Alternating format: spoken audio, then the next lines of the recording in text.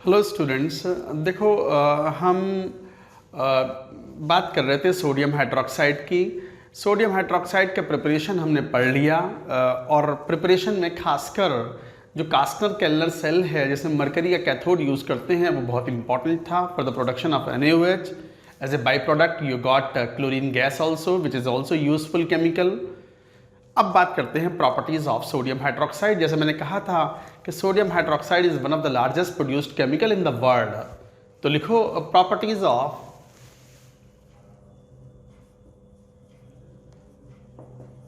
Sodium hydroxide, caustic soda भी बोलते हैं। NaOH is also called caustic soda. Caustic word जहां आ गया इसका मतलब it is very very unhealthy and it is very very having corrosive action towards the skin. तो caustic की वजह से मतलब has corrosive action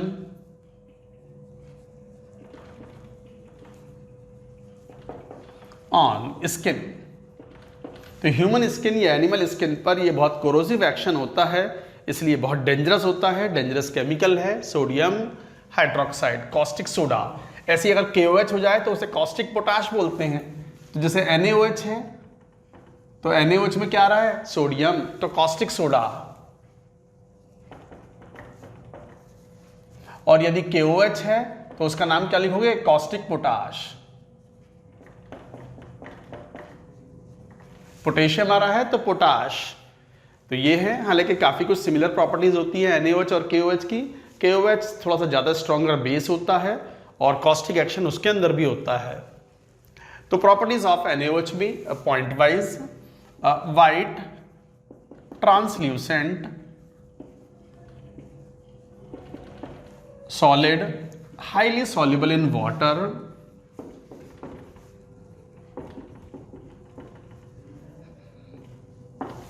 deliquescent solid है ये।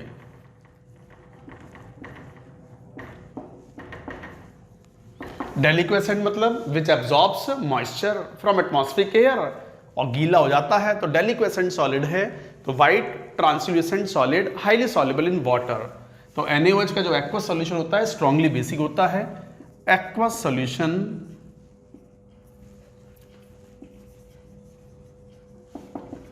of NaOH is strongly alkaline। तो ये कुछ प्रॉपर्टीज हैं NaOH की, हमने जो लिखी यहां पर। रिएक्शंस, अब स्ट्रॉन्ग बेस है, स्ट्रॉन्गली अल्कलाइन सॉल्यूशन है। तो देखो क्या है, स्ट्रॉन्गली अल्कलाइन सॉल्यूशन है तो सॉल्यूशन फेज में एसिड से भी रिएक्शन करेगा, acid base neutralisation reaction. Acidic oxides मतलब नॉन मेटल के ऑक्साइड से रिएक्शन करेगा, एम्फोटेरिक सब्सटेंस से भी रिएक्शन करेगा। And it shows a wide variety of the chemical reactions. Reactions are important, जैसे रिएक्शन विद एसिड्स। एसिड से जैसे HCl हुआ, H2SO4, HNO3, ऑब्वियसली ये NaOH के साथ रिएक्शन करेंगे तो सॉल्ट बनाएंगे न्यूट्रलाइजेशन में, NaCl, सोडियम सल्फेट। अब ये बड़े आसान से रिएक्शन है, मैं ना भी लिखवाऊं तो ऐसा थोड़ी है कि ये पता ही ना हो आपको। आपको पता है एसिड और बेस रिएक्शन करेंगे तो they will form acid base neutralisation plus water is formed. So like that they will react. Not only that, reaction with acidic oxides. अब ऑब्वियसली इतना स्ट्रॉन्गली बेसिक सॉल्यूशन होता है NaOH का, तो acidic oxides भी react करते हैं। Acidic oxide मतलब मोस्टली नॉन मेटल के ऑक्साइड्स। जैसे आप मान लो रिएक्शन कराते हो SO2 की विद NaOH तो it will form Na2SO3 plus H2O। So like that it will react, SO3 will react with NaOH to form Na2SO4 plus H2O।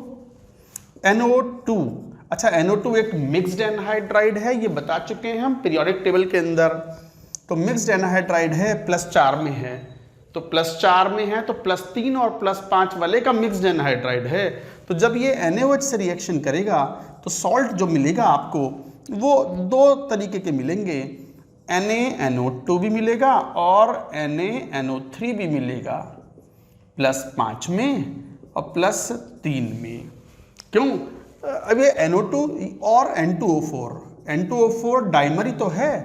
N2O4 is the dimer of NO2। Dimer मतलब दो molecule चिपक जाना, तब dimer बनता है। तो इस तरीके से केमिकल रिएक्शंस होती हैं। Similarly P4O10 reacts with the NaOH to form Na3PO4 plus H2O. So all these are acid-base neutralization reactions. तो reaction with acidic oxide like this. Note करें, more reactions we shall talk about. Note it down.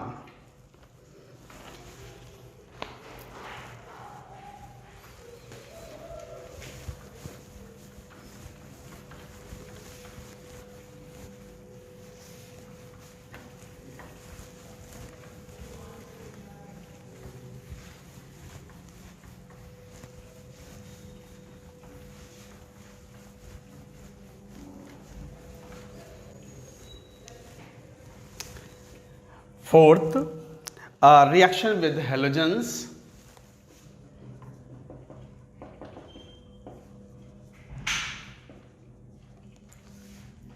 Sulphur P4 white phosphorus, ये सभी reaction बहुत important हैं। Halogen के साथ reaction पे disproportionation reaction होता है। डिस्प्रपोर्शनेशन रिएक्शन कैसे? X2 हेलोजन है, एक्वस NaOH के साथ अगर ये डाइल्यूट एंड कोल्ड है तो ये कन्वर्ट करेगा NaX plus NaXO +1 oxidation state में -1 में डिस्प्रपोर्शनेशन। बट यही अगर मान लो एक्वस NaOH इस्तेमाल किया आपने, बहुत इंपॉर्टेंट रिएक्शन है, हॉट एंड कॉन्सेंट्रेटेड और हॉट, देन डिस्प्रपोर्शनेशन हुआ NaX प्लस NaXO3 +5 में चला जाएगा ये -1 and these are disproportionation. Disproportionation की परिभाषा सभी स्टूडेंट जानते हैं, इतना पढ़ा होता है आपने कि same element from the same oxidation state from the reactant undergoes oxidation as well as reduction, तो कहलाता है डिस्प्रपोर्शनेशन। जैसे एग्जाम्पल की बात करें, ब्रोमीन है, आप NaOH से रिएक्शन कराओ एक्वस, अगर डाइल्यूट एंड कोल्ड है तो प्रोडक्ट बनेगा NaBr प्लस NaBrO +1 में प्लस H2O भी आएगा। बैलेंसिंग तो अकॉर्डिंगली कर लोगे आप। हम बैलेंस्ड इक्वेशन जनरली लिखते नहीं है, बैलेंसिंग तो आप जब चाहें तब कर सकते हैं, उसके भी रूल्स आपने पढ़े हुए हैं। यही अगर मान लो ब्रोमीन की रिएक्शन एक्वस NaOH से हॉट एंड कॉन्सेंट्रेटेड अगर यूज़ करते हैं तो बनाएगा NaBr plus NaBrO3 sodium bromate, ये +5 में, इसका नाम है सोडियम ब्रोमेट। क्लोरीन होता है यहाँ तो सोडियम क्लोरेट बन जाता प्लस H2O। अच्छा, ये है हाइपोब्रोमाइट आयन, सोडियम हाइपोब्रोमाइट।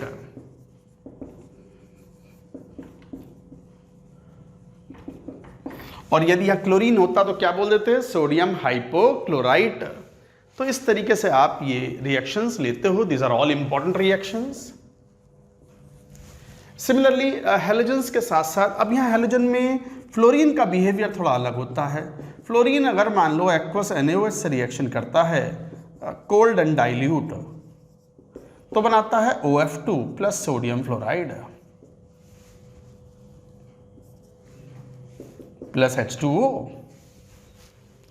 OF2 क्या है? ऑक्सीजन डाइफ्लोराइड, फ्लोराइड बनता है ये।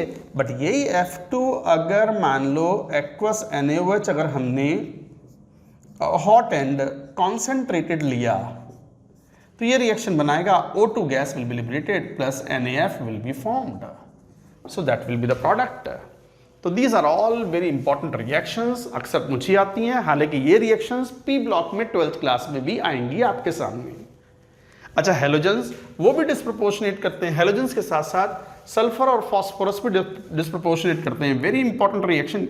मैं काम करता हूं, आप ये नोट करो, अलग से लिखूंगा मैं, वो जगह थोड़ी कम है, नोट इट डाउन।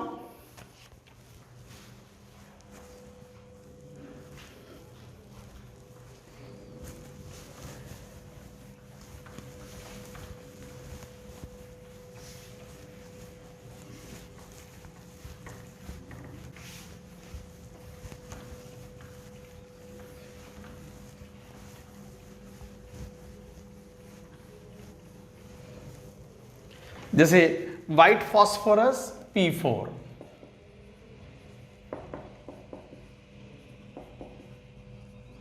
ये रिएक्शन तो आईआईटी को खास पसंद है, 2 बार तो आईआईटी पूछ चुका है। हालांकि ये प्रॉपर्टी NaOH से ज़्यादा इंपॉर्टेंट, जब आप P ब्लॉक पढ़ोगे 12th क्लास में नाइट्रोजन ऑक्सीजन फैमिली, तो फॉस्फोरस की प्रॉपर्टीज में ये रिएक्शन जरूर पढ़ोगे आप।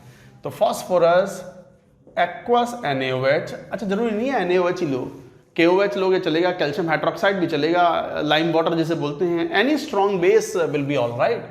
वाटर के साथ रिएक्शन करेगा, अगेन डिस्प्रपोर्शनेशन, बनेगा phosphine gas plus NaH2PO2। This is called sodium hypophosphide and this is phosphine gas. Poisonous gas होती है फॉस्फीन गैस, और ये भी एक डिस्प्रपोर्शनेशन है। ऐसी सल्फर एक्वस NaOH के साथ डिस्प्रपोर्शनेट होता है, इसको भी थोड़ा हीट करना पड़ता है, यहाँ भी थोड़ा हीट करना पड़ता है, और sodium sulphide plus Na2S2O3 plus H2O is formed. Na2S2O3 अपने आप में एक बड़ा इंपॉर्टेंट कंपाउंड है, इसे बोलते हैं सोडियम थायोसल्फेट, और इसके एक्वस सॉल्यूशन को बोलते हैं hypo solution. Sodium thiosulphate, दोनों ही reactions again a classic example of disproportionation reaction.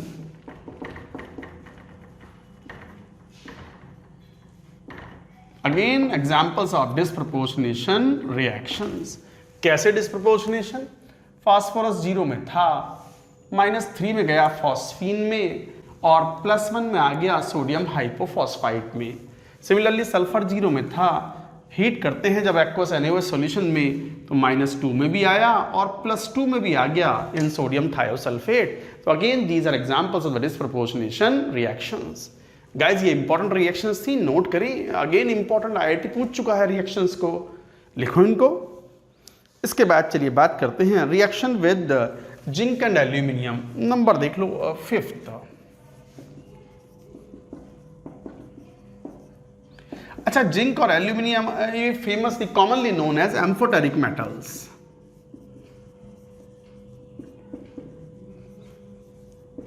ये एम्फोटेरिक मेटल्स है। एम्फोटेरिक क्यों? एसिड और बेस दोनों के साथ रिएक्शन करने के बाद दे लिबरेट हाइड्रोजन गैस। जैसे अभी तो हम खैर NaOH के साथ बात कर रहे हैं, तो जिंक या एल्यूमिनियम सॉलिड जो है, आप एक्वस NaOH के साथ रिएक्शन कराते हो तो बनाते हैं Na2ZnO2 अगर जिंक लिया तो,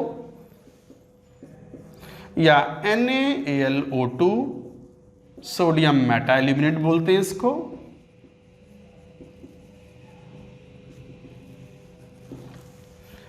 या फिर इसको सोडियम जिंकेट बोलेंगे,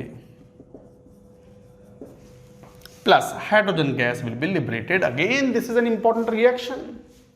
अच्छा, एम्फोटेरिक क्यों बोल रहे हैं? एम्फोटेरिक इसलिए बोल रहे हैं कि ये जिंक और एल्यूमिनियम जो हैं, ये HCl से रिएक्शन कराओ तो भी हाइड्रोजन गैस लिबरेट करते हैं, और NaOH के साथ रिएक्शन कराओ तो भी हाइड्रोजन गैस लिबरेट करते हैं। तो इसका मतलब zinc and aluminium are very good reducing agent both in acidic medium as well as basic medium. ऐसा कोई भी कंपाउंड जो एक्वस सॉल्यूशन में हाइड्रोजन गैस लिबरेट करवा दे, तो हाइड्रोजन तो खुद एक अच्छा रिड्यूसिंग एजेंट है, they act as good reducing agent. So metals are very good reducing agents.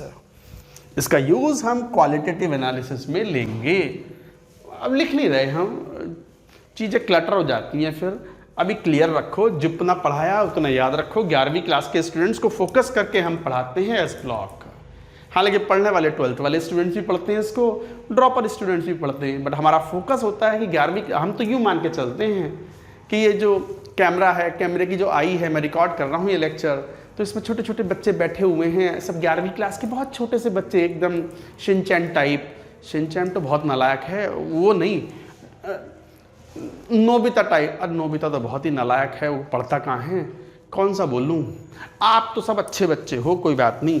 तो इस तरह के बच्चे हो, उतने अच्छे भी नहीं हो जितने बच्चे मुन्ना भैया टाइप के, ना वैसे नहीं, बिल्कुल भी नहीं। आप हो बस, समझ गया ना बात को। तो आपको ध्यान में, 11वीं क्लास के बच्चों को ध्यान में रखते हुए हम ये लेक्चर रिकॉर्ड कर रहे हैं। बाकी ड्रॉपर्स वाले पढ़ेंगे तो उनको लगेगा ये तो पता है मुझे, ये तो सर ने बता दिया क्वालिटेटिव ना जनरल इनऑर्गेनिक केमिस्ट्री में, ये भी जनरल इनऑर्गेनिक केमिस्ट्री में बताया, अच्छा ये भी जनरल इनऑर्गेनिक केमिस्ट्री में बताया, बहुत सारी चीज़ें 12th क्लास में हम अलग से लेकर के पढ़ाते हैं ताकि इनऑर्गेनिक की फील आए। नोट करते जाओ, सब इंपॉर्टेंट केमिकल रिएक्शंस हैं सोडियम हाइड्रोक्साइड की, नोट इट डाउन।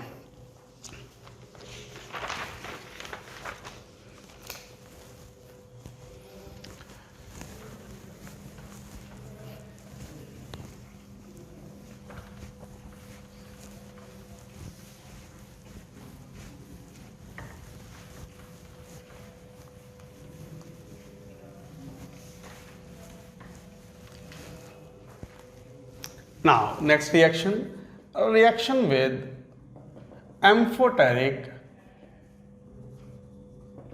oxides। अब आप जानते हो एम्फोटेरिक ऑक्साइड से कॉमन एग्जाम्पल जैसे बेरिलियम ऑक्साइड हुआ, Al2O3 हुआ, जिंक ऑक्साइड हुआ, एक्सेट्रा। एम्फोटेरिक हैं तो एसिड और बेस सबसे रिएक्शन करते हैं। तो जैसे Al2O3 है, it will react with NaOH to form NaAlO2। इस तरीके से ये बनाएगा, प्लस H2O बन जाएगा। अभी नाम लिखा ही था, sodium Meta aluminate, aluminium +3 oxidation state में है। जैसे जिंक ऑक्साइड है, एक्वस NaOH, कोई भी एम्फोटेरिक कंपाउंड होगा तो बेस से तो रिएक्शन करेगा, एसिड से भी रिएक्शन करता है, तो बनाएगा Na2ZnO2 plus H2O। So these are the chemical reactions। Sodium zincate, ऐसी बेरिलियम ऑक्साइड है तो sodium beryllate will be formed. Beryllium oxide, aqueous NaOH, Na2BO2 +2 में, ये भी +2 में सोडियम बेराइलेट।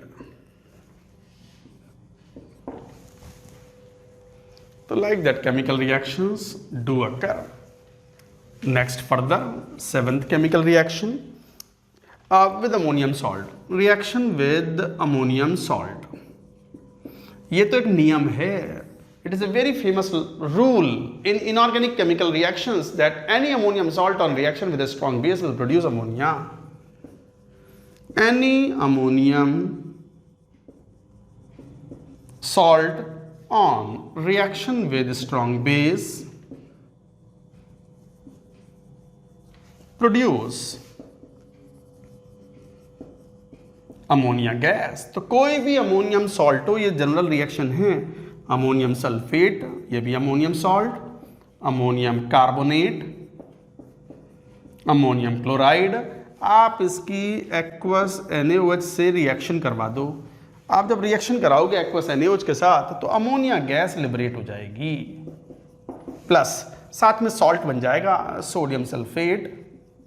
अगर अमोनियम सल्फेट लिया था, या सोडियम कार्बोनेट, अगर आपने इस अमोनियम कार्बोनेट सॉल्ट लिया था, अमोनियम सोडियम क्लोराइड, यदि आपने अमोनियम क्लोराइड सॉल्ट लिया था, this is also important reaction. और एक और रिएक्शन, ये इंपॉर्टेंट रिएक्शन विद CO। अब ध्यान दो, कार्बन मोनोऑक्साइड एक न्यूट्रल ऑक्साइड है, तो न्यूट्रल ऑक्साइड है तो न्यूट्रल ऑक्साइड ना एसिड से रिएक्शन करे ना बेस से रिएक्शन करे, तो फिर तो NaOH से रिएक्शन होनी नहीं चाहिए। हाँ, नहीं होती। नॉर्मल CO को अगर आप एक्वस NaOH में पास करवाओ तो कोई रिएक्शन नहीं होती, बट अगर आप कार्बन मोनोऑक्साइड को NaOH के साथ हाई टेम्परेचर पर रिएक्ट करवाते हैं तो बनाता है HCONa। कौन सा? 150 से 200 degree Celsius and the pressure is 5 to 10 atmosphere. 5 to 10 atmosphere pressure पर 150 से 200 डिग्री सेल्सियस टेम्परेचर पर both will react to form HCONa। So this is an important reaction. ध्यान दो, carbon monoxide gas aqueous NaOH में normal room temperature पर no reaction. मैं जरा check कर लूं कट तो ना गया नीचे से, मेहनत बेकार हो जाती है, फिर बच्चे भी ढूंढते रहते हैं क्या लिखा था। नहीं आ गया, सही है। तो कार्बन मोनोऑक्साइड जो है एक्वस NaOH के साथ रूम टेम्परेचर पर कोई केमिकल रिएक्शन नहीं करता। Under specific conditions, extreme conditions, it reacts and forms sodium format. So this is sodium format. तो ये थे chemical reactions of carbon monoxide. जैसा कि मैंने कहा कि सोडियम हाइड्रोक्साइड एक बहुत ही इंपॉर्टेंट केमिकल है, one of the largest produced chemical है, तो उसे खास यूज़ किया है। साबुन बनाने में इसका बहुत बड़ा यूज़ होता है, और केमिकल्स में, लेबोरेटरी रिएजेंट में, टेक्सटाइल इंडस्ट्री में, हर जगह इसका इस्तेमाल होता है। तो लिखें यूजेस ऑफ कॉस्टिक सोडा। पूरी बात नोट करो पहले ये सब।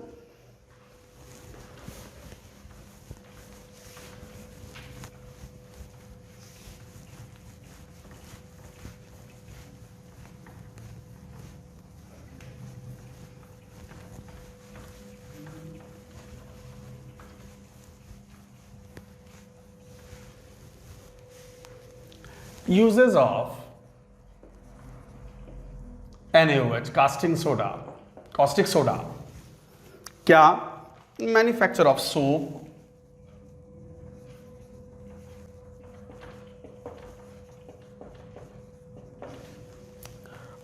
पेपर, अदर केमिकल्स के बनाने में भी काम में आता है। सोडियम हाइड्रोक्साइड पेट्रोलियम रिफाइनिंग में काम आता है।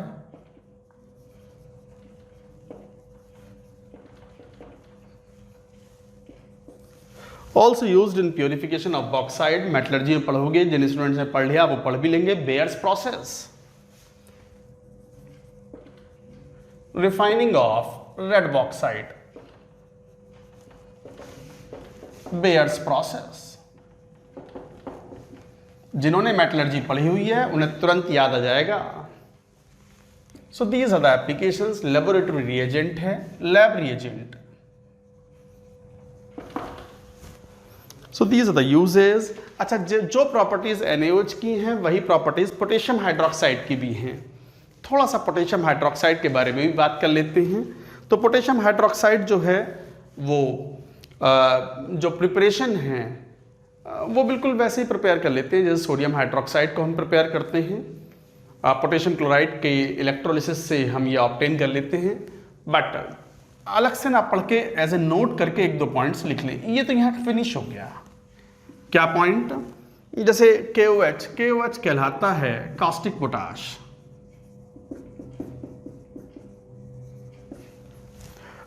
shows similar reactions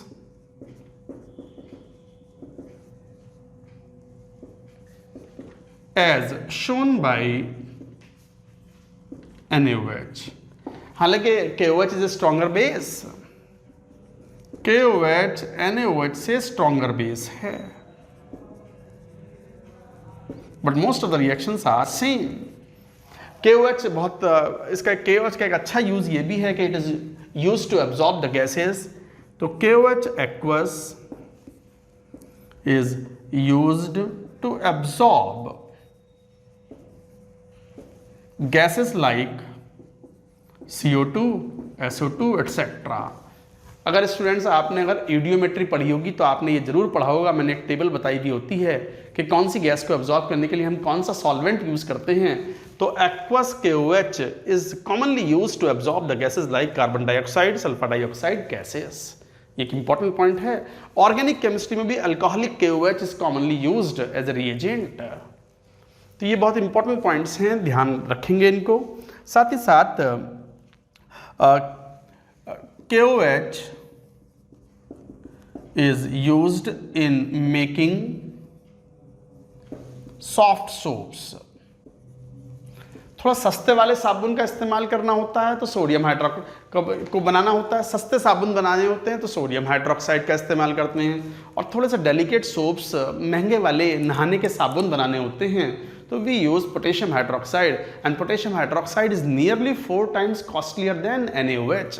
तो KOH का यूज महंगे वाले साबुन बनाने में किया जाता है। पर्पस वही है, बेसिक नेचर के थ्रू उसके एप्लीकेशंस यूज करना। अच्छा, कुछ केमिकल रिएक्शंस ऐसी भी होती हैं जो KOH अलग टाइप से शो करता है, जैसे 2KOH + 4NO।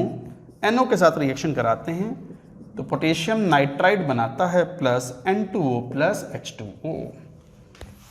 4KOH + 6NO बनाएगा ये 4 potassium nitride plus N2 + H2O। H2O में यहाँ 2 ले सकते हैं। So these are some of the points regarding KOH। अलग से KOH कुछ नहीं पढ़ रहे, बट बेसिक जनरल पॉइंट्स थे। जैसे सॉफ्ट सोप्स बनाने में KOH का इस्तेमाल होता है। KOH is stronger base than NaOH, ये पता होता है। And it is used to absorbing the gases like CO2 and SO2। तो नोट करें गाइज, ये था पोटेशियम हाइड्रोक्साइड। इसके बाद सोडियम का last but important compound sodium carbonate Na2CO3.10H2O, commonly known as washing soda. Washing soda का इस्तेमाल laundry purposes में भी होता है, डिटर्जेंट्स बनाने में भी काम में लिया जाता है। तो it is a useful chemical. Note करें पूरी बात और फिर हेडिंग लिखो washing soda. Note it down.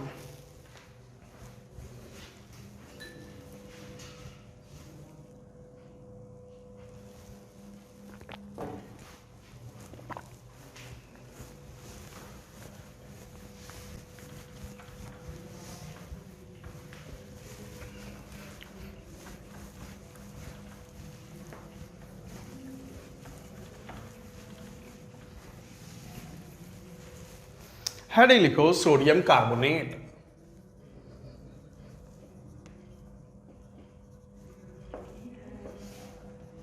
Washing soda. अच्छा, सोडा भी दो टाइप के होते हैं, वॉशिंग सोडा और एक होता है खाने वाला soda, baking soda. Baking soda cakes वगैरह बनाने में, पेस्ट्रीज बनाने में काम में आता है, क्योंकि वो सोडियम बाइकार्बोनेट होता है। क्यों बोलते हैं baking soda, we will talk. तो washing soda formula Na2CO3.10H2O, sodium carbonate decahydrate.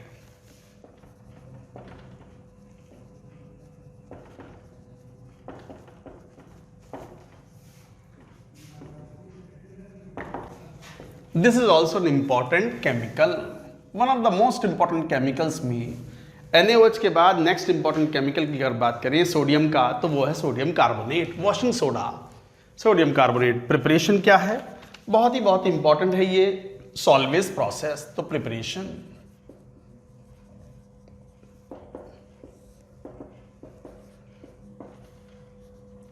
Salvage process और ammonia soda process.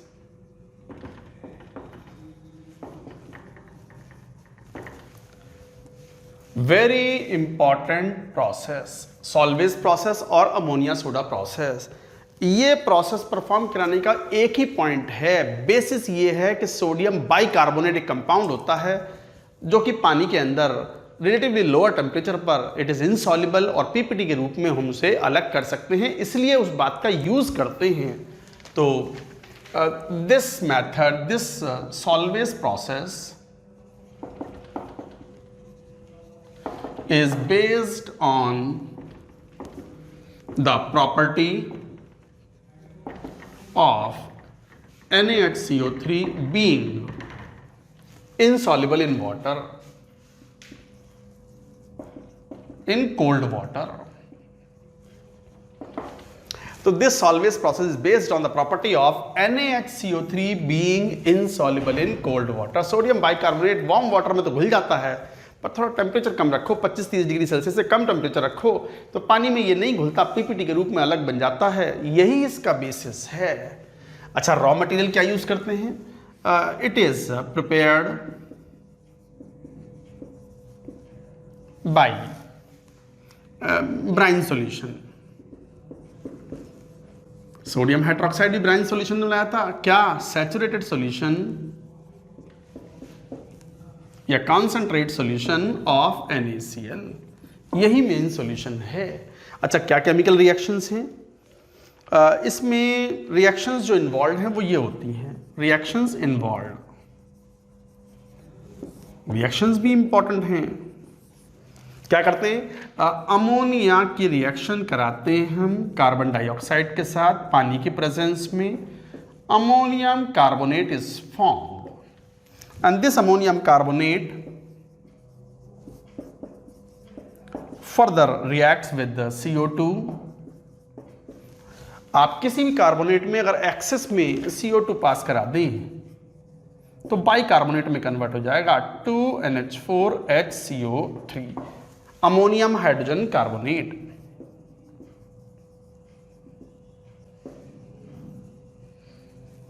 Ammonium hydrogen carbonate या अमोनियम बाइकार्बोनेट।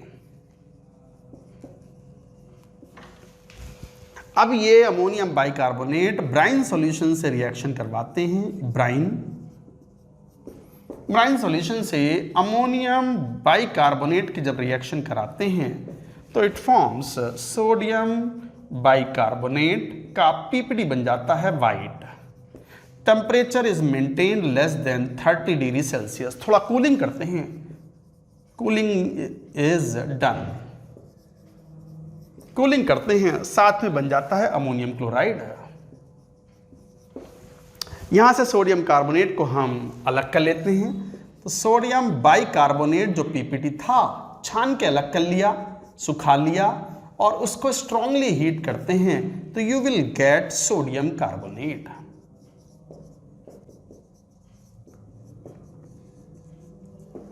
तो sodium carbonate is obtained. Sodium carbonate जो मिला उसको पानी में डिसॉल्व करके क्रिस्टलाइजेशन करते हैं तो यू विल गेट Na2CO3.10H2O। तो sodium carbonate is obtained like this. अभी एक आध रिएक्शन इसमें और भी बाकी है। अमोनियम क्लोराइड से वापस से अमोनिया को हम रीजनरेट कर लेते हैं ताकि अमोनिया का यूज फिर वापस से प्रीवियस रिएक्शन में किया जाए। पूरी बात नोट करो, reactions are all important. Brine solution is the main raw material, ammonia is the another raw material, CO2 is also the raw material. Ammonia तो दोबारा से बन जाता है but CO2 and NaCl are continuously consumed for this process. तो ऊपर की बात लिखो जरा, मैं रिएक्शंस पूरी कर लूं, note it down.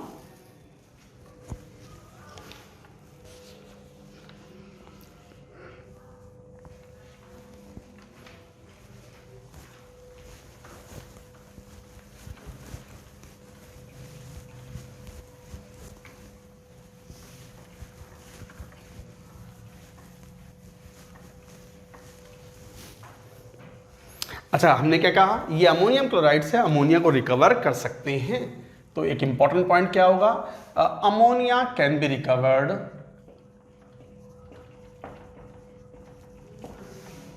From NH4Cl solution containing, ऐसे लिख लो बोल के। तो ammonia can be recovered from solution containing ammonium chloride by treating with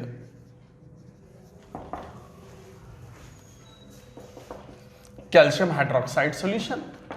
तो कैल्शियम हाइड्रोक्साइड मिलाओ उसके सॉल्यूशन में तो क्या होगा, अमोनियम क्लोराइड कैल्शियम हाइड्रोक्साइड मिलाओगे, any ammonium salt when reaction with strong base produces ammonia. तो अमोनिया लिबरेट होता है, CaCl2 इज ऑब्टेन। यहां 2 ले लो, 2 ammonia CaCl2 plus H2O. CaCl2 acts as a byproduct. As a byproduct, calcium chloride is obtained. NCERT में mentioned है और ये बड़ा common question है कि solvase process में जब हम सोडियम कार्बोनेट को मैन्युफैक्चर करते हैं तो what is the byproduct obtained? So byproduct is CaCl2. This is an important point. Note करें, these are the chemical reactions. यहीं पे एक बात आती है कि जैसे हमने सोडियम कार्बोनेट को ऑब्टेन किया है सॉल्वेज प्रोसेस से, क्या हम पोटेशियम कार्बोनेट भी ऑब्टेन करते हैं? रॉ मटेरियल NaCl ना लेकर के हम सैचुरेटेड KCl सॉल्यूशन ले लें? नहीं कर सकते। क्यों नहीं कर सकते? क्योंकि KHCO3 is highly soluble in water, is too soluble and it can not be precipitated. लिखेंगे इस बात को, पहले ये पूरी बात नोट करो। ये नीचे वाले रिएक्शंस में हटाने वाला हूं।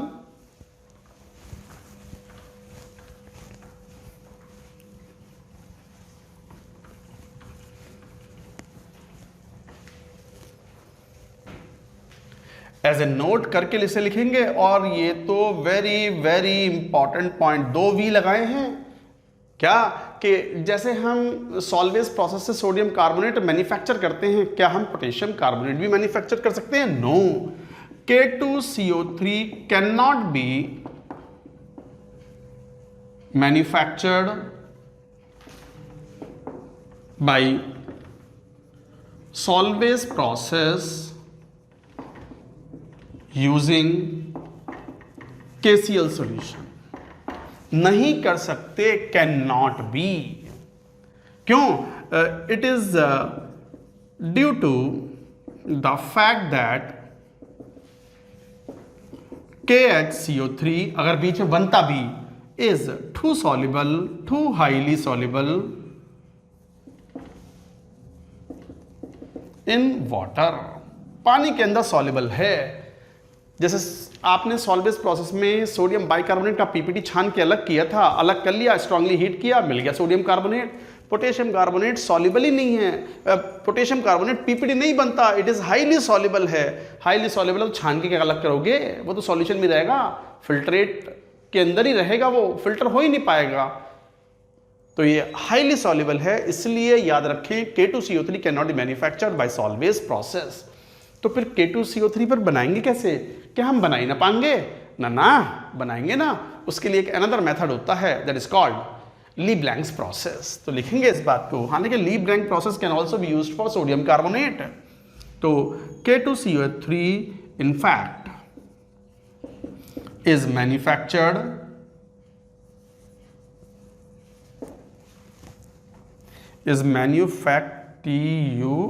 manufactured by ली-ब्लैंक्स process।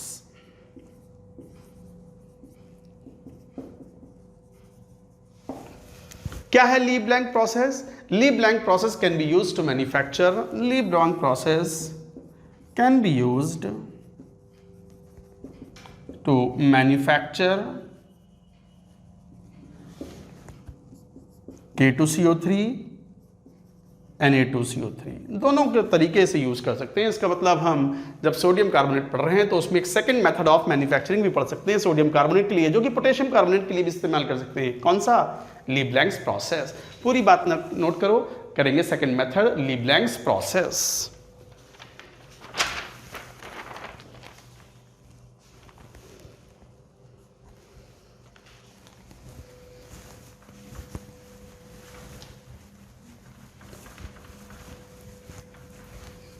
Salvage process तो इतना इंपॉर्टेंट है कि आपके स्कूल एग्जाम 11वीं क्लास के जो बच्चे होते हैं उनके स्कूल एग्जाम में भी पक्का क्वेश्चन आएगा ही आएगा। टीचर भी इनके बारे में खूब जम के बात करते हैं स्कूल के क्लासरूम्स में। तो सेकंड मेथड ली-ब्लैंक प्रोसेस। क्या है ली-ब्लैंक्स प्रोसेस? ब्राइन सॉल्यूशन यूज करते हैं NaCl, H2SO4, कॉन्सेंट्रेट H2SO4 के साथ रिएक्शन कराते हैं, NaHSO4 plus HCl gas is evolved out.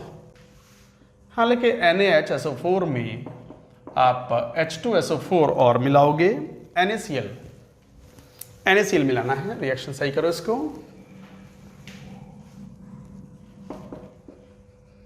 NaHSO4 तो बनता है Na2SO4 जिसे बोलते हैं सॉल्ट केक।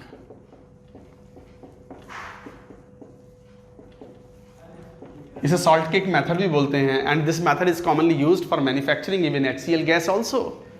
सोडियम सल्फेट को स्ट्रांगली कार्बन के साथ हीट करते हैं तो सोडियम सल्फेट, तो सोडियम सल्फाइड बनता है, carbon monoxide gas is evolved out. Sodium sulphide when reacted with calcium carbonate it reacts to form sodium carbonate plus calcium sulfide, and the mixture of sodium carbonate and calcium sulfide is called black ash। ऐश मतलब राख, राख के form में मिलता है ये, तो black ऐश के रूप में मिलता है, मिल गया sodium carbonate. So this is the method called Leblanc's process. NaCl की HCl से रिएक्शन करा करके we can obtain like this. तो गाइज ये था preparation of sodium carbonate which was very important. अब बात आती है प्रॉपर्टीज, तो लिखो प्रॉपर्टीज।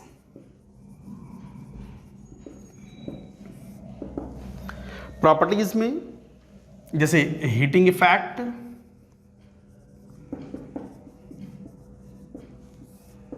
ये जो सोडियम कार्बोनेट है डेकाहाइड्रेट, आप इसको हीट करो और टेम्परेचर अराउंड 373 केल्विन के आसपास रखो, हीट करेंगे अराउंड 100 डिग्री सेल्सियस, तो it forms Na2CO3 H2O monohydrate plus 9H2O evolve out हो जाता है। बट इसको अगर further temperature more than 373 kelvin कर दो तो इट फॉर्म्स Na2CO3 सॉलिड और ये H2O भी इवॉल्व आउट हो जाएगा। तो ये एक हीटिंग इफेक्ट है। एनसीईआरटी में रिएक्शंस में टेम्परेचर मेंशन है तो ध्यान रखेंगे। Another property, sodium carbonate CO2 के साथ रिएक्शन करता है Na2CO3 plus CO2 plus H2O, तो it converts into the bicarbonate NaHCO3। ये एक जनरल रिएक्शन है, कोई भी कार्बोनेट में एक्सेस ऑफ CO2 पास कराओ तो it converts into the bicarbonate. Sodium carbonate अगर मान लो SO2 से रिएक्शन कराते हैं तो बनाता है NaHSO3 plus CO2 gases evolve out, plus H2O भी यूज कर लेंगे। और ये NaHSO3 में अगर सोडियम कार्बोनेट लार्ज अमाउंट में मिलाते हो तो it forms sodium sulphide plus CO2 gases evolve out. Sodium sulphide को अगर सल्फर के साथ बर्न किया जाए तो बनाता है Na2S2O3 सोडियम थायोसल्फेट। Na2S2O3 बनाने का एक मेथड भी है, नोट करेंगे ये सब रिएक्शंस। ये रिएक्शन IIT में आई हुई है। तो ये कुछ केमिकल रिएक्शंस थी और एक केमिकल रिएक्शन लेंगे, पहले ये नोट करें पूरी बात, नोट इट डाउन।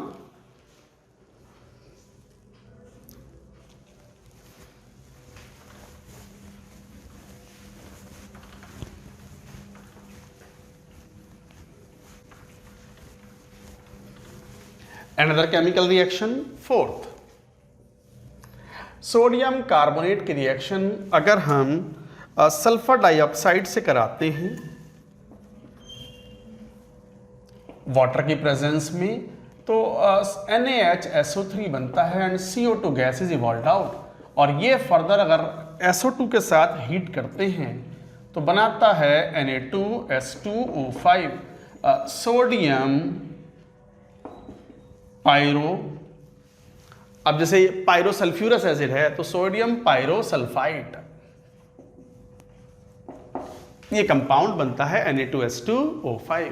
हालांकि रिएक्शंस में तो ये रिएक्शंस बस इंपॉर्टेंट थी, ऐसी कोई खास इंपॉर्टेंट रिएक्शन नहीं है। सोडियम कार्बोनेट के यूजेस भी इंपॉर्टेंट हैं, इंपॉर्टेंट केमिकल है। एक तो वॉशिंग सोडा है, नाम से मालूम पड़ रहा है लॉन्ड्री पर्पसेस में इस्तेमाल होता है, डिटर्जेंट्स में इस्तेमाल होता है। तो क्या uses? Used in water softening,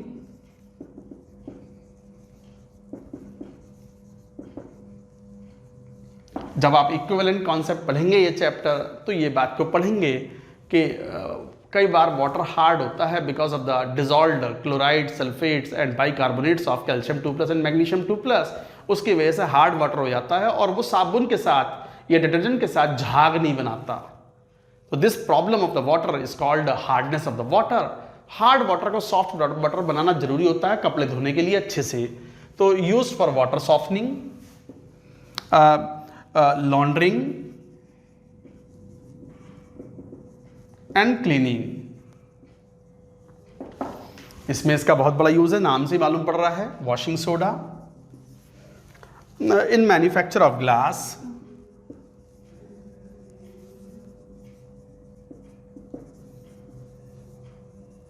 manufacture of the glass, soap, borax etcetera lab reagent के रूप में भी काम में लेते हैं, लैब रिएजेंट। तो गाइज ये थे सोडियम कार्बोनेट, वॉशिंग सोडा। यहीं पे एक शॉर्ट नोट लिखेंगे एज ए नोट करके, baking soda. What is baking soda? NaHCO3 sodium bicarbonate is called baking soda, used in making pastry, cakes, as on heating it evolves CO2 gas which forms small holes on cakes, pastries and makes it soft and fluffy. Pastry खाने में बड़ी soft होती है, fluffy होती है। Pastry and cakes जो होते हैं उसमें बेकिंग सोडा का इस्तेमाल इसलिए करते हैं क्योंकि CO2 बनाता है, वो CO2 इवॉल्व करता है और जब गैस निकल के जाएगी तो छोटे छोटे होल्स बनेंगे सरफेस पर, तो होल्स बनेंगे जिसकी वजह से इट बिकम्स फ्लफी। तो गाइज ये था बेकिंग सोडा का एक यूज़, अलग से मैंने नोट करके लिखवा दिया। सोडियम में कंपाउंड्स हो गए, क्वाइट इंपॉर्टेंट थे। सोडियम कार्बोनेट, सोडियम हाइड्रोक्साइड, ये खासकर दो बड़े इंपॉर्टेंट कंपाउंड थे, नोट करें।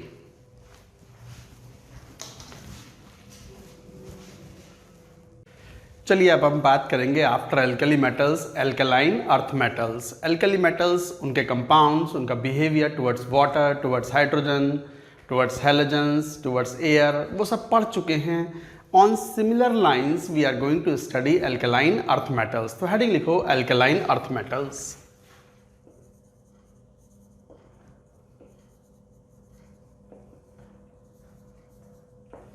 Group 2 elements. Group 2 elements beryllium, magnesium, calcium, strontium, barium and radium. अच्छा, radium is radio active, so it is least studied, इसके बारे में ज़्यादा बात नहीं करते। रेडियो एक्टिव है ये। सभी मेटल्स हैं, तो ये सब के बारे में कुछ जनरल पॉइंट्स भी होंगे। जैसे reactivity increases from top to bottom, ये एक जनरल प्रॉपर्टी है। बेरिलियम काफ़ी कम रिएक्टिव है, हवा और पानी से रिएक्शन नहीं करता।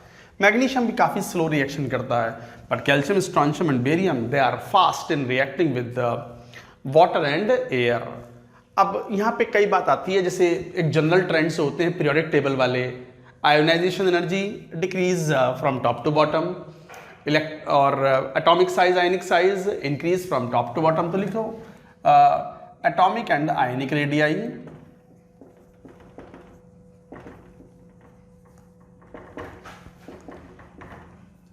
Increase from top to bottom. हालांकि ये बात लिखें या ना लिखें ऐसा कोई खास फर्क नहीं पड़ता, क्योंकि ये बात आपको पीरियोडिक टेबल के थ्रू पता होती है सब बातें। Ionisation energy decrease from top to bottom. अच्छा, ये पॉइंट एक एनसीईआरटी में लिखा हुआ है और ये इंपॉर्टेंट पॉइंट भी है, बट ये पीरियोडिक टेबल में हम कवर अप कर भी चुके हैं। तो जैसे मान लो सोडियम और मैग्नीशियम की बात करें, सेकंड पीरियड के एलिमेंट्स हैं। सोडियम के राइट साइड में मैग्नीशियम है। Ionisation energy I1 of sodium is less than I1 of magnesium, but आप सेकेंड आयोनाइजेशन एनर्जी की बात करते हो तो सोडियम की ज़्यादा होती है, I2 of corresponding I2 of magnesium. क्यों? क्योंकि एक इलेक्ट्रॉन रिमूव हो जाने के बाद सोडियम में जो इलेक्ट्रॉनिक कॉन्फ़िगरेशन है फिर वो बचता है Nobel gas configuration 1s2, 2s2, 2p6, और फिर p6 को डिस्टर्ब करना, 8 इलेक्ट्रॉन्स को डिस्टर्ब करना मुश्किल काम होता है। तो second ionisation energy of sodium is enough higher, greater than compared to the second ionization energy of magnesium। Configuration भी क्या है, जैसे ये है आउटर शेल में कॉन्फ़िगरेशन, तो this is 3s2, 3s1 and this is 3s2 valence shell configuration. अब I1 की बात कर रहे हैं तो ये वाला इलेक्ट्रॉन रिमूव होगा, तो मैग्नीशियम से इलेक्ट्रॉन निकालना मुश्किल काम होगा।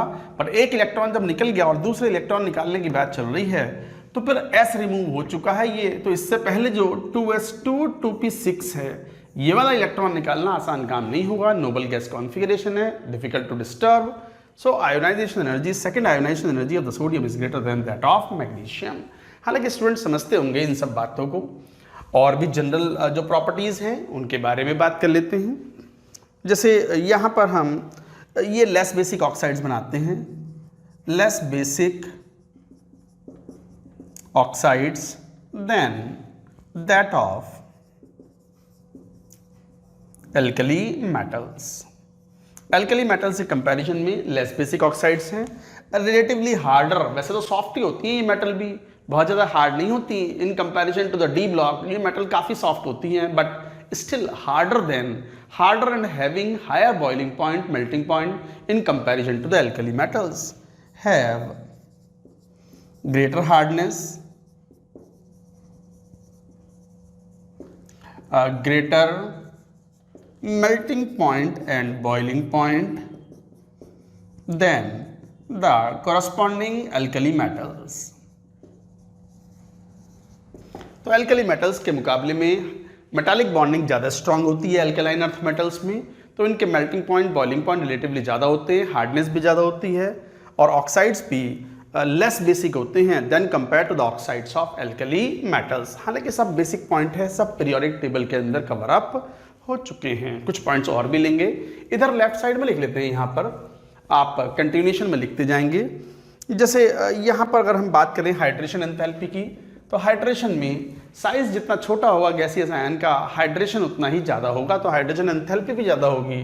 तो beryllium 2+, magnesium 2+,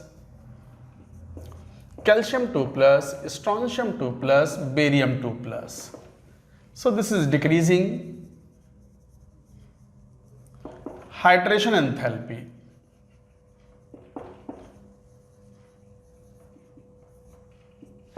decreasing hydration enthalpy है ये, और इसी कारण से टॉप टू बॉटम, जैसे एल्कली मेटल्स में था ना कि लिथियम के सॉल्ट्स की हाइड्रेट बनाने की टेंडेंसी ज़्यादा होती है और जैसे जैसे ऊपर से नीचे आते हैं टेंडेंसी टू फॉर्म हाइड्रेट घटती है। Same trend is found here also. तो टेंडेंसी ऑफ देयर कंपाउंड्स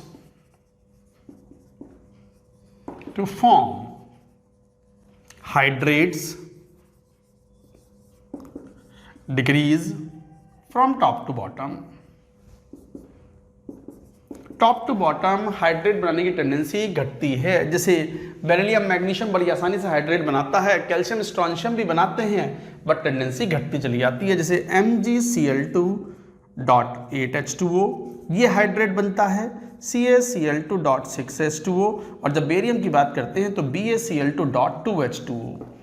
तो टेंडेंसी यहाँ 8 वाटर हाइड्रेट हुए हैं, यहाँ 6 वाटर और यहाँ 2 वाटर मॉलिक्यूल्स। तो tendency to hydrate decreases from top to bottom, और ये हाइड्रेटेड कंपाउंड्स में ये टेंडेंसी दिखलाई भी पड़ती है। गाइज ये नोट करें इस तरह की बातें। थोड़ा बात करते हैं अब डेंसिटी के बारे में, मेल्टिंग पॉइंट के बारे में, उसके बाद में फिर बिहेवियर बात करेंगे टुवर्ड्स एयर क्या है, हाइड्रोजन क्या है, वाटर क्या है, एसिड्स क्या है, and all those things. Note it down.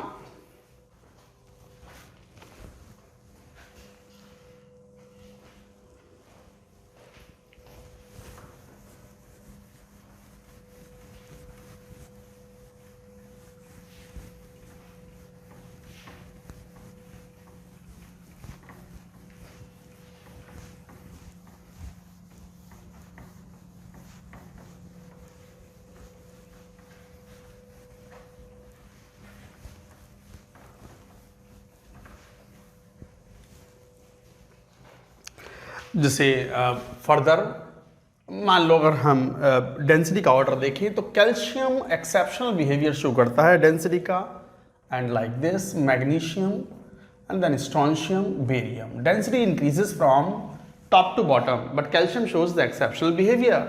Least है डेंसिटी तो increasing density.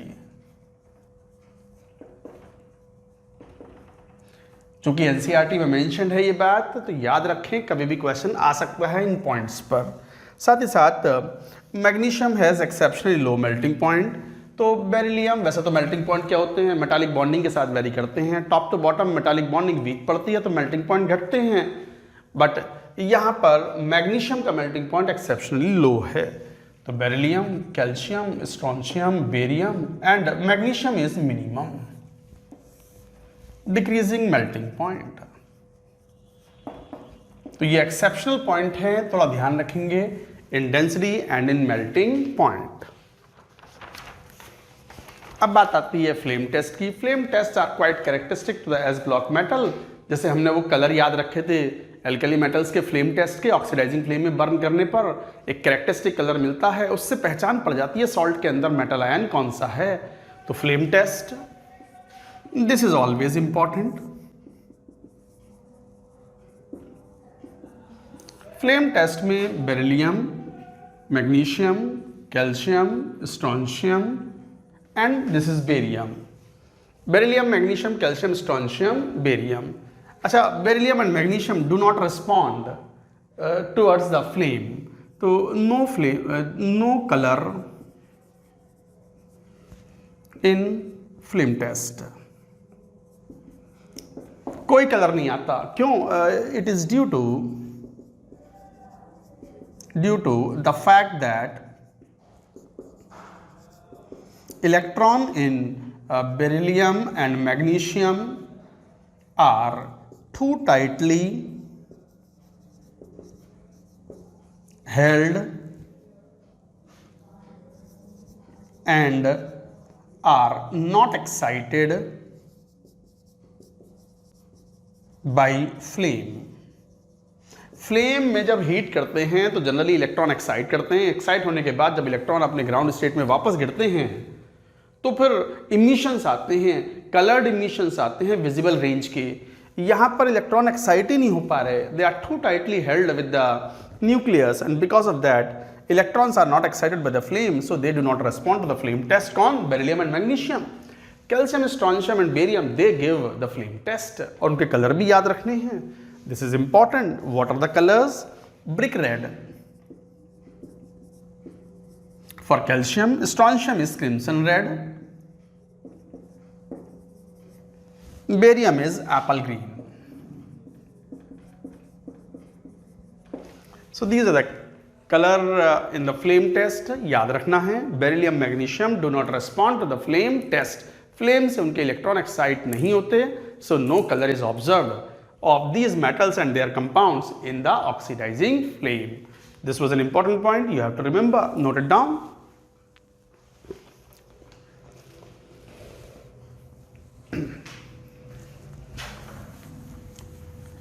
After this, let us talk about behavior of the alkaline earth metals towards air, towards water, towards halogens, towards hydrogen and so on. तो head लिखो chemical behaviour.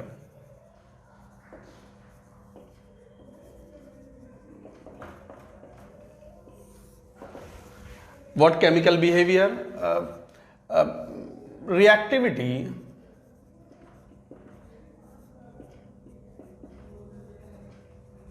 towards air। Reactive towards air, air के अंदर O2 भी है और N2 भी है। Generally metals की रिएक्टिविटी आप जानते हो increases from top to bottom. तो beryllium and magnesium are inert towards air and water due to formation of an oxide film on their surface। जैसे बेरिलियम, मैग्नीशियम है, ये काफ़ी इनर्ट होते हैं, इनकी रिएक्टिविटी काफ़ी कम होती है क्योंकि इनके ऊपर एक ऑक्साइड की फिल्म बन जाती है सरफेस पर और वो प्रोटेक्ट करती है मेटल को from the attack of water और एयर। हाँ, बेरिलियम जो है वो अगर पाउडर्ड फॉर्म में हो तो it can burn with air to form nitride and vessel oxide। तो powdered beryllium however reacts or burn in air to form oxide and nitride। जैसे बेरिलियम है वो मान लो O2 से रिएक्शन करेगा तो बेरिलियम ऑक्साइड बनाएगा, नाइट्रोजन से रिएक्शन करेगा तो B3N2 बनाएगा। तो इस तरीके से ये पाउडर्ड बेरिलियम रिएक्ट कर लेता है। Lump form is inert towards air and water. Important point है ये, याद रखेंगे। मैग्नीशियम बर्न्स, ये एक इंपॉर्टेंट पॉइंट है। Magnesium Burns with the air with dazzling brilliance, with dazzling brilliance, ये वर्ड बड़ा इंपॉर्टेंट है, बड़ी शाइनिंग के साथ बर्न होता है ये, तो डैजलिंग ब्रिलियंस। तो magnesium Burns with dazzling brilliance, this word itself is important in air. बनाएगा वही मैग्नीशियम, एयर मतलब O2 प्लस N2, तो क्या रिएक्शन होगी, MgO बनेगा प्लस Mg3N2 बनेगा, क्योंकि हवा में एयर के अंदर O2 भी है और N2 भी है, तो मैग्नीशियम ऑक्साइड और magnesium nitride will be formed. Note करते जाइए रिएक्शंस, ये बिहेवियर है टुवर्ड्स इट, याद रखेंगे। अच्छा, इसमें एक दो पॉइंट्स ये भी आएंगे कि अगर हम जैसे ऑक्साइड्स हैं तो ऑक्साइड की सॉल्युबिलिटी इस तरीके से होती है, BO इज इनसॉल्युबल एक तरीके से, magnesium oxide, calcium oxide, strontium oxide, barium oxide, ये दोनों वाटर सॉल्युबल हैं। Calcium oxide is partially soluble, quick line बोलते हैं इसको, पार्शियली सॉल्युबल इन वाटर।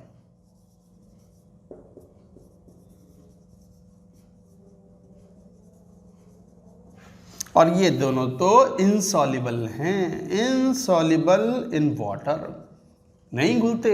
और बेरिलियम ऑक्साइड तो कोवेलेंट नेचर का है।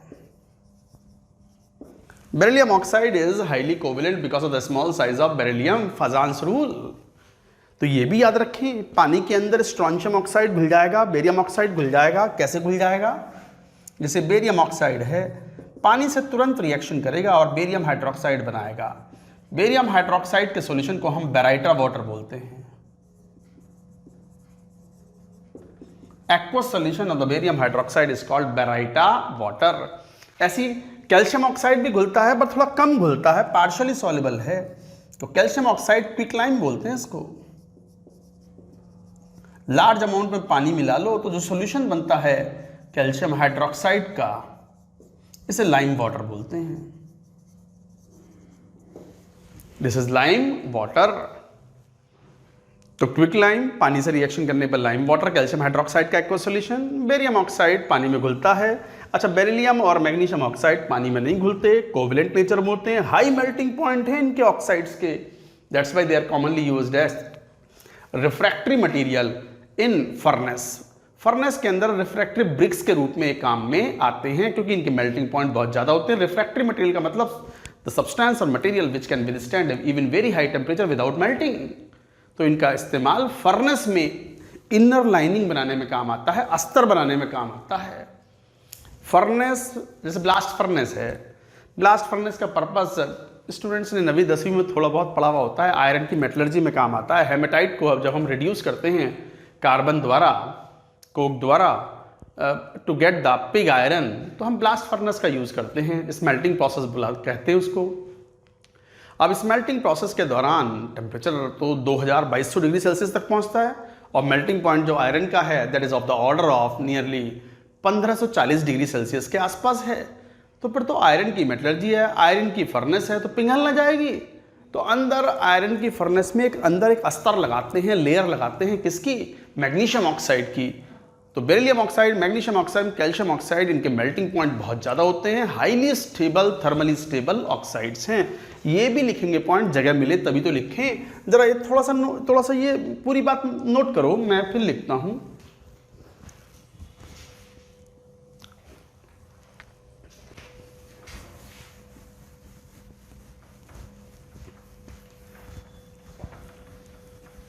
जो भी पढ़ा रहे हैं इनके नोट्स बनाएं अच्छे से स्टूडेंट्स, और बार बार इनको याद करें। हो जाते हैं याद, ये एक्सक्यूज ना दें कि कैसे याद होंगे, बिल्कुल याद हो जाते हैं।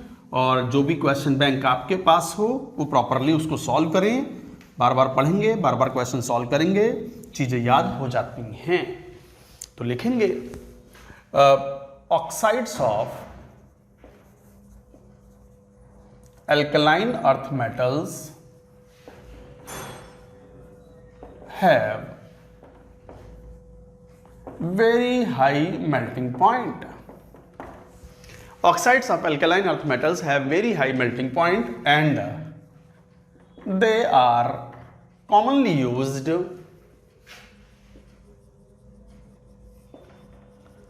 as refractory bricks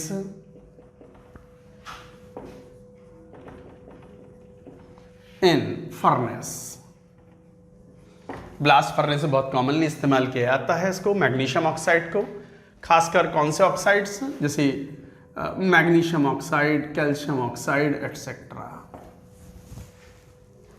जैसे मैग्नीशियम ऑक्साइड का melting point of magnesium oxide is nearly 2800 degree Celsius. C 2800 degree Celsius, one of the highest melting point of the ionic compound. बहुत हाई मेल्टिंग पॉइंट है ये, तो इसका यूज है accordingly. Refractory material, refractory bricks का मतलब होता है जो बगैर पिघले हीट से मेल्ट आउट ना हो। नोट करेंगे इन सब बातों को, तो ये थोड़ा ध्यान रखेंगे। अच्छा, बेरिलियम ऑक्साइड एम्फोटेरिक है, BO इज एम्फोटेरिक। एम्फोटेरिक है तो एसिड और बेस दोनों में रिएक्शन करता है, HCl में भी डिसॉल्व हो जाएगा और NaOH में भी डिसॉल्व हो जाएगा, बनाएगा Na2BeO2 और HCl में बनाएगा BCl2 plus H2O solution form में। तो एम्फोटेरिक है। Rest oxide, rest are basic in nature और basic nature increases from top to bottom. ये कोई नई बात नहीं, मैं लिखवा नहीं रहा हूं, बट ऑक्साइड्स का बेसिक नेचर, मेटल के ऑक्साइड्स का basic nature increases from top to bottom. Barium oxide most basic, beryllium oxide is amphoteric. Note करिए सब पॉइंट्स।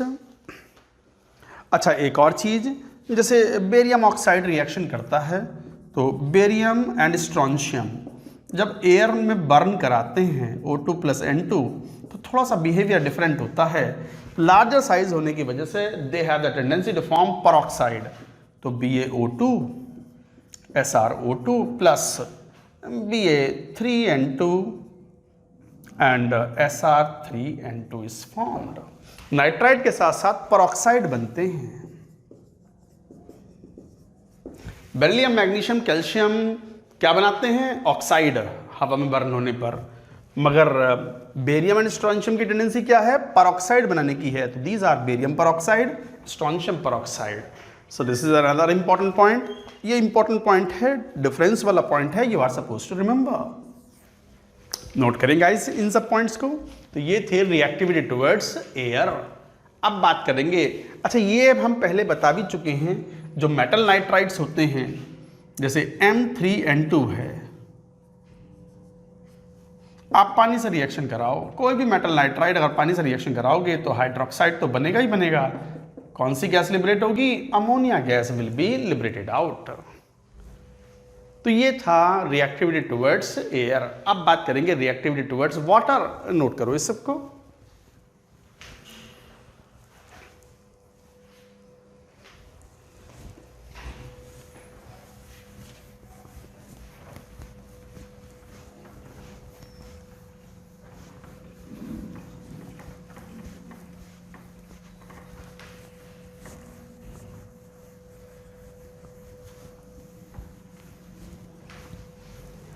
सेकेंड,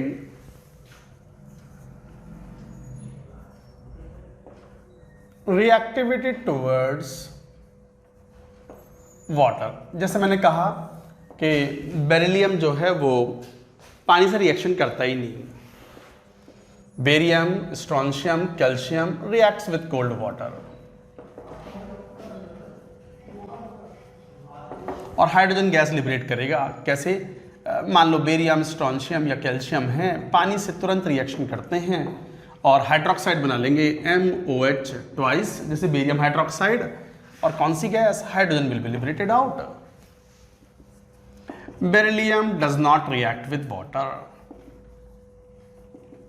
विथ कोल्ड और इवन बॉइलिंग वाटर, नहीं रिएक्ट करता। बेरिलियम की tendency काफी इनर्ट है, जबकि magnesium reacts with boiling water. No reaction with cold water. Cold water का मतलब फ्रीज से निकाल के पानी लाएं ठंडा ठंडा, वो नहीं, रूम टेम्परेचर वाले वाटर को भी कोल्ड वाटर ही बोल रहे हैं। तो no reaction with cold water. यही तो है point, reactivity increases from top to bottom. तो मैग्नीशियम रिएक्ट कर लेता है बॉइलिंग वाटर से,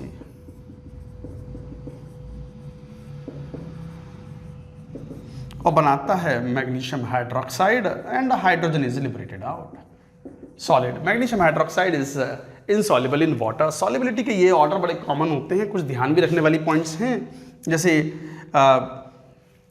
solubility increases from top to bottom, ये भी पढ़ा चुके हैं केमिकल बॉन्डिंग में।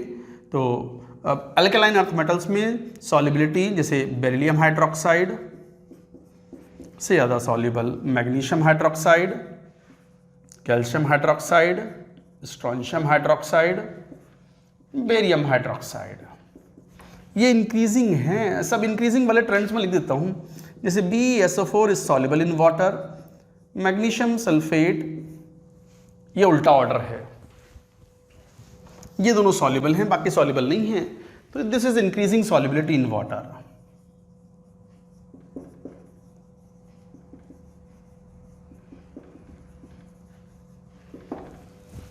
Magnesium hydroxide and beryllium hydroxide are not soluble in water, partially soluble.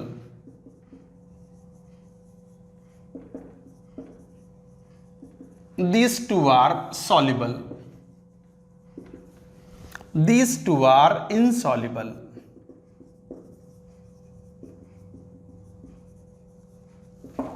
ये पानी में soluble नहीं है। ये भी एक इंपॉर्टेंट इंफॉर्मेशन है, you are suppose to remember, but कितनी बार पढ़ाएं? पढ़ तो लिया केमिकल बॉन्डिंग में, सॉल्युबिलिटी में हम बात करते हैं इस सब की, फजांस रूल के साथ में ये सब बता देते हैं बच्चों को कई बार। तो ये था सॉल्युबिलिटी विद वाटर, तो ये ध्यान में रखेंगे। Now reactivity towards hydrogen, third.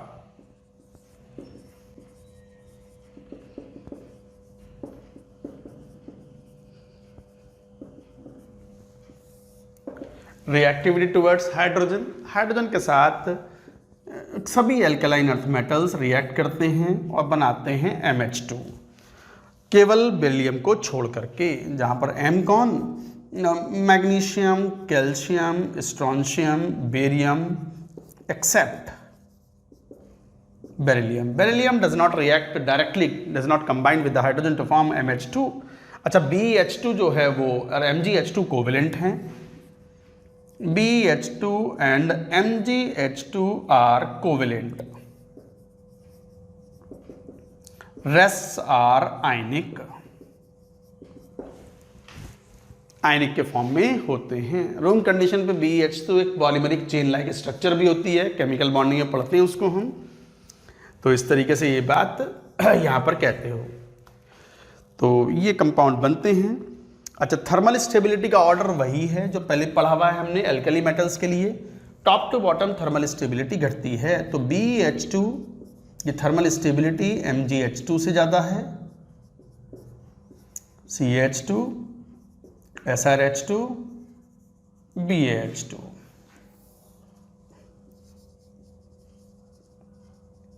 Decreasing thermal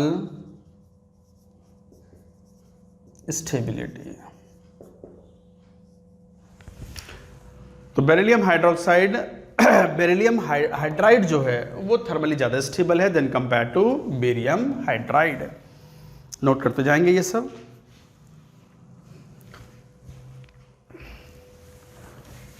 और भी एक दो पॉइंट्स आएंगे इसमें।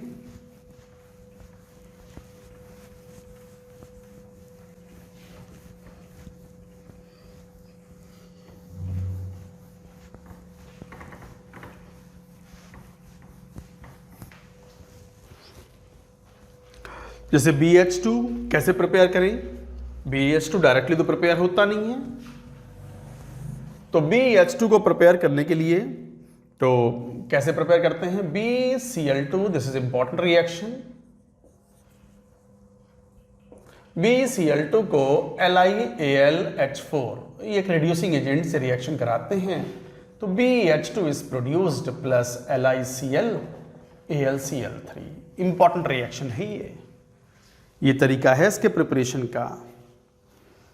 और ये जो हाइड्राइड्स होते हैं, आयनिक हाइड्राइड्स होते हैं, जैसे CaH2 है, पानी से रिएक्शन कराओ तो कैल्शियम हाइड्रोक्साइड बनाते हैं और साथ में H2 gas is liberated.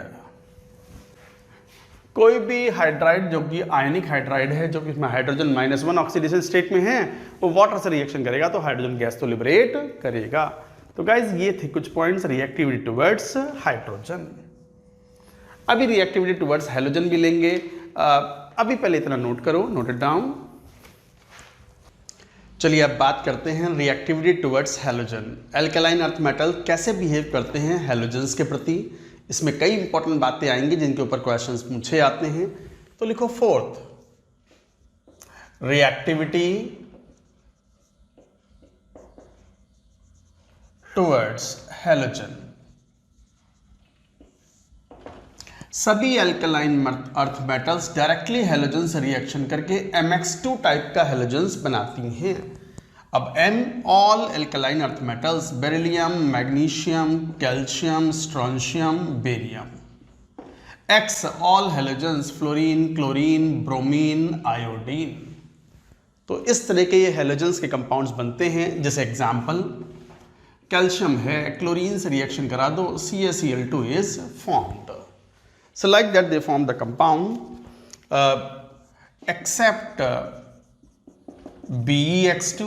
Beryllium आप जानते हो फजांस रूल के चलते because of the small size of the beryllium 2+, beryllium के most of the compounds they are covalent in nature. तो B except BeX2 all are ionic। Magnesium chloride बाकी सब mostly आयनिक है, हालांकि कोवेलेंट कैरेक्टर सब में रहेगा थोड़ा बहुत, बट बेरिलियम हैलाइड्स तो पक्का कोवेलेंट ही हैं। For example BeCl2 solid at room temperature is ये एक चेन लाइक स्ट्रक्चर बनती चली जाती है। Is network solid in the sense is chain like covalently bonded structure.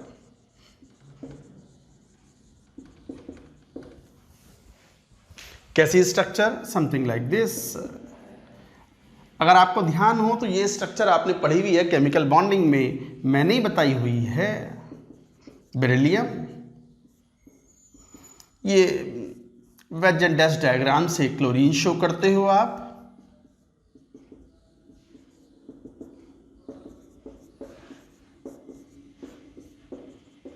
And so on. So this is a covalently bonded structure और ये solid के रूप में एग्जिस्ट करता है। हालांकि in vapour phase BeCl2 dimer भी बनाता है। BeCl2 forms dimer in vapour phase. Vapour phase में डाइमर भी बनाता है ये, और डाइमरिक फॉर्म इस तरीके से होती है।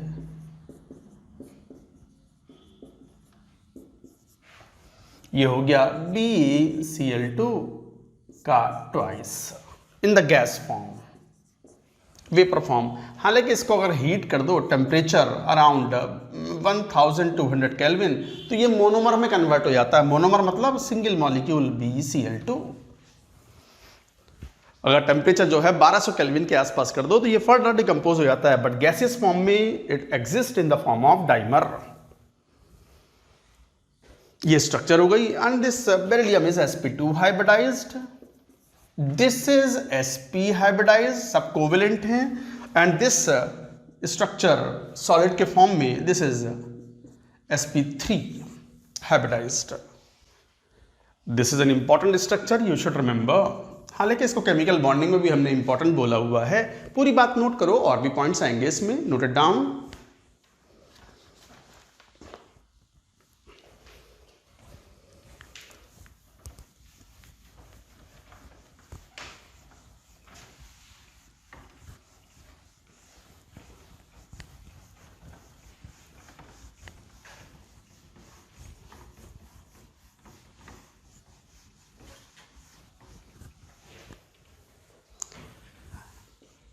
जैसे अल्कलाइन अर्थ मेटल्स हैलोजन से रिएक्शन करके हैलाइड्स बनाते हैं, बट BeF2 बनाने का एक स्पेशल तरीका है।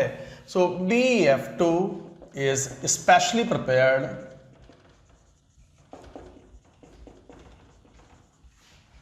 फ्रॉम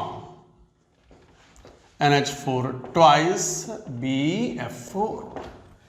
कैसे? इसको हीट करते हैं, NH4 ट्वाइस BF4। इसको जब हीट करते हैं, ये एक सॉलिड कंपाउंड होता है तो बनाता है 2NH4F। ये सब्लिमेट होता है, सब्लाइम हो जाता है, सब्लाइम्ड। हीट करने पर ये उड़ गया और साथ में क्या मिल गया? BF2 solid. तो BF2 solid is, and this happens around 280 degree Celsius. तो this is a very very important reaction, चूंकि NCERT ने मेंशन की हुई है, that's why this is very very important. याद रखेंगे कि this is one of the root of preparation of BF2। Temperature भी याद रखना है इस बात में। अच्छा, साथ में मान लो BeCl2 is prepared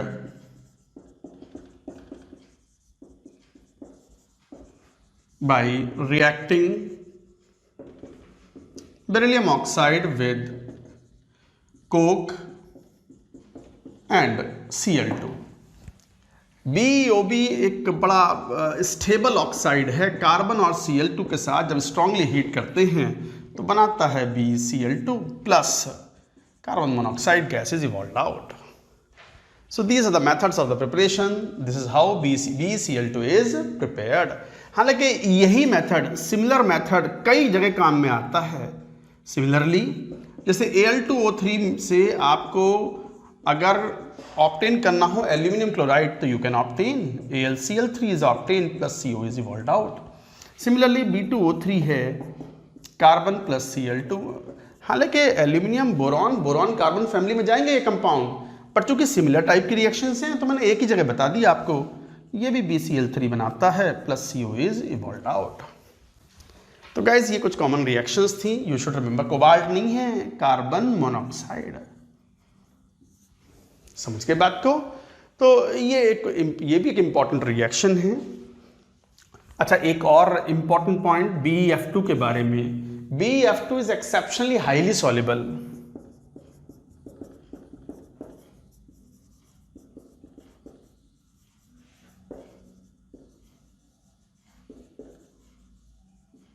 BeF2 is exceptionally highly soluble in water.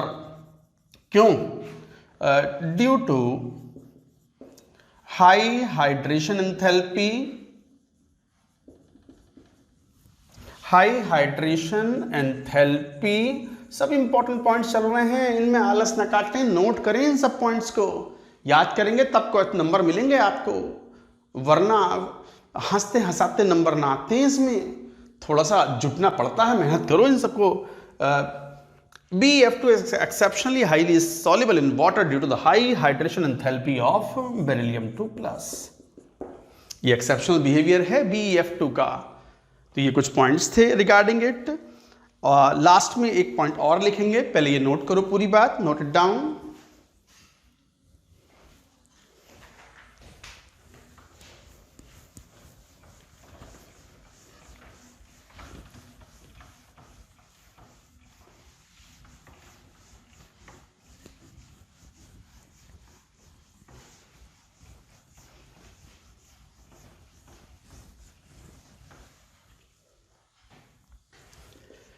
ये बात तो हम कहते आ रहे हैं कि जो जितना ज़्यादा छोटा कटायन होगा मेटल आयन का, उसके हाइड्रेट्स बनाने की टेंडेंसी घटेगी। तो tendency to form hydrates decrease from top to bottom.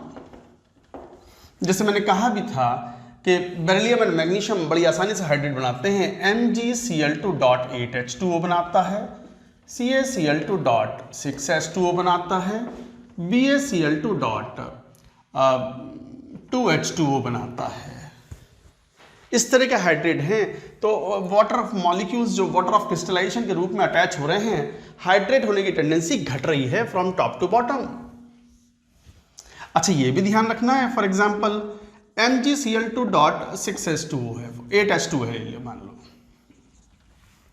इसको आप हीट करो सॉलिड को, तो ऐसा नहीं है कि आपको MgCl2 मिल जाए, नो, बल्कि क्या मिलेगा हीट करने पर MgO will be obtained plus H2O vapors plus HCl vapors is evolved out।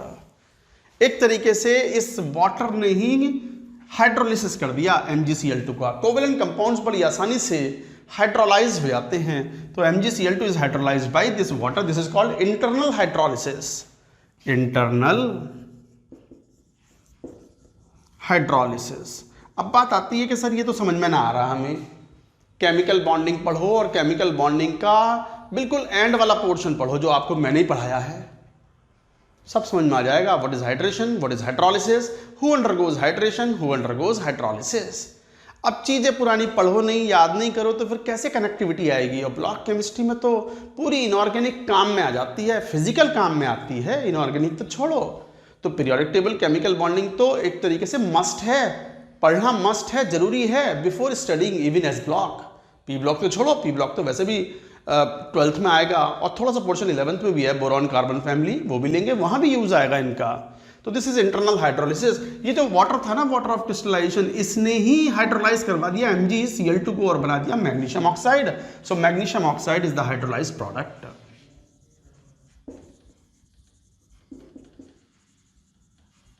So this is a hydrolysed product. तो सफर्स हाइड्रोलिसिस। तो एक तरीके से शब्दों में क्या बोलते हैं, MgCl2.8H2O on heating suffers hydrolysis.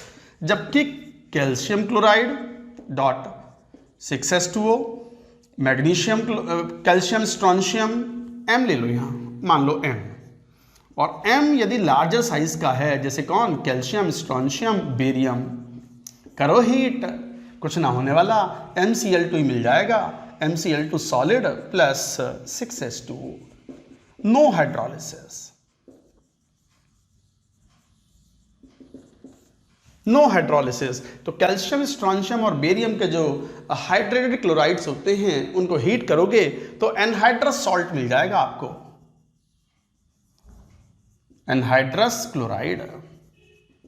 यहां हाइड्रोलिसिस नहीं होता, क्यों, लार्जर साइज के कैटायंस में कोवेलेंट कैरेक्टर कम होता है, आयनिक कंपाउंड्स का हाइड्रोलिसिस आसानी से नहीं होता। Covalent compound suffer hydrolysis. फजान्स rule again, this is all the application of फजान्स rule. तो ये थे कुछ points about the reactivity towards halogens. Note करें, अभी रिएक्टिविटी टुवर्ड्स एसिड और लिक्विड अमोनिया के अंदर सॉल्यूशन की भी बात करेंगे।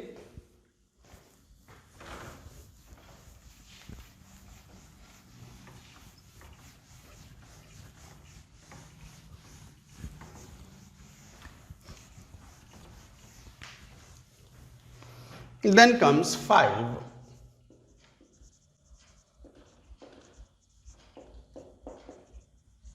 Reactivity towards acids.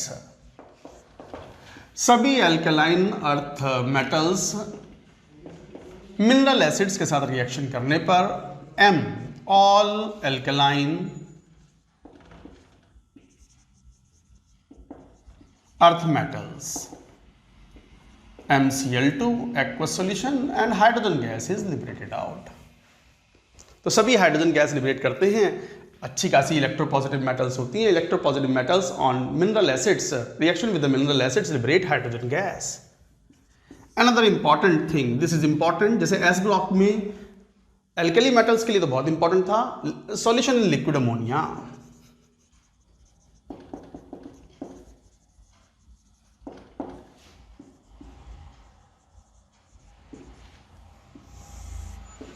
Solution of liquid ammonia. Liquid ammonia वाले सॉल्यूशन में जैसे एल्कली मेटल्स डिसॉल्व हो जाते थे, यहां भी X+2Y NH3 लिक्विड अमोनिया में डिसॉल्व होने के बाद ब्लू कलर का सॉल्यूशन देते हैं, ब्लू ब्लैक बनाता है M, NH3X2+ अमोनिएटेड, पानी कहीं नहीं है इसमें, AM मतलब अमोनिएटेड, प्लस 2E NH3Y-, ये अमोनिएटेड इलेक्ट्रॉन्स, ये ammoniated cations, and solution becomes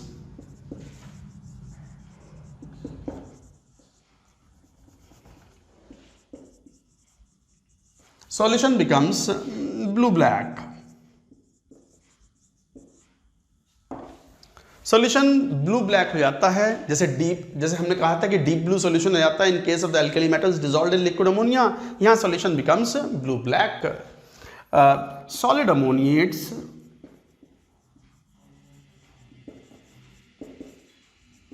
can be obtained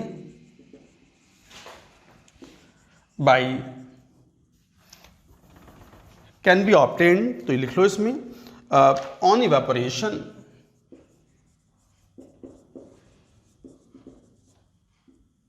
of solution.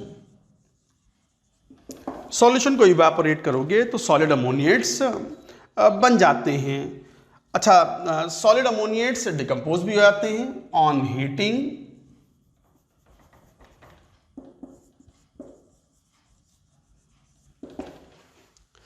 ammoniates decompose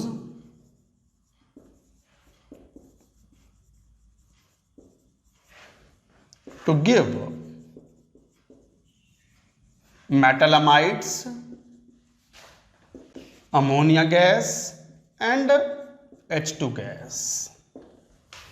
तो इस तरीके से ये जैसे मेटल अमोनिएट्स ये हो गए MnH3 6 सॉलिड, इसको हीट करो तो it gives MnH2 twice solid plus 4NH3 plus H2 gas.